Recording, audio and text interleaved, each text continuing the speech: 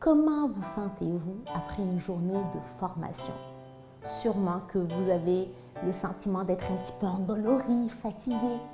Maintenant, comment vous sentez-vous après une journée de marche dans le bois? Vous êtes dépensé et pourtant à la fin de la journée, vous vous sentez énergisé. Oui, peut-être que ça tire un petit peu au niveau des muscles et en même temps, vous avez certainement beaucoup plus de vitalité. Le mouvement est indispensable à l'équilibre du corps et à l'équilibre de l'esprit.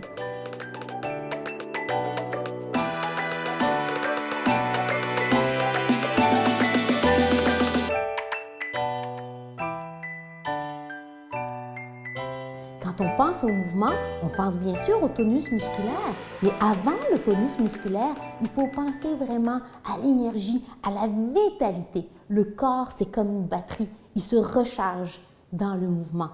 Et quand on ne bouge pas, on est fatigué, et quand on est fatigué, on n'a plus le goût de bouger. Et ce qui est important au point de départ, ce n'est pas de vous créer des grands objectifs, c'est de redémarrer tout en douceur. La marche, c'est fantastique. Elle respecte d'abord notre musculature, elle respecte notre rythme et on reprend doucement 5, 10, 15 minutes pour atteindre le 30 minutes absolument nécessaire pour un équilibre au quotidien.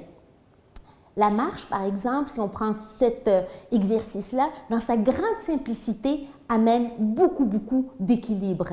En marchant, automatiquement au niveau de la plante des pieds, vous activez les organes, vous activez aussi le système musculaire, mais aussi la circulation sanguine et pensez aussi au système lymphatique qui, lui, n'est pas pompé par le sang et qui a besoin de ce mouvement. La lymphe est rattachée au système immunitaire, c'est elle qui va vraiment drainer les déchets métaboliques et en bougeant, on amène une action au niveau de la lymphe. On pense bien sûr au système digestif qui travaille vraiment d'une manière optimale quand on amène le mouvement. On pense aussi à la glycémie, à notre ami le pancréas qui a besoin de marcher, de bouger pour avoir des messages beaucoup plus cohérents au niveau de la faim et de la satiété.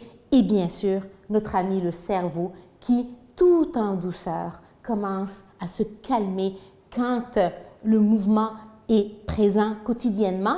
Et pas seulement se calmer, il y a un calme intérieur, mais il y a aussi l'activation des neurotransmetteurs, comme par exemple la sérotonine, qui agissent véritablement comme des antidépresseurs.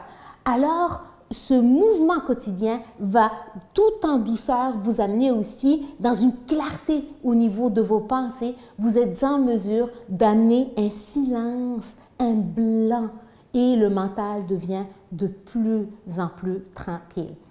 Alors, choisissez votre activité. Si vous êtes un amateur de yoga, allez-y avec le yoga. Si c'est le vélo, allez-y. Mais que ce soit l'hiver, l'été, trouvez votre coup de cœur pour ramener le mouvement au quotidien. C'est vraiment très important.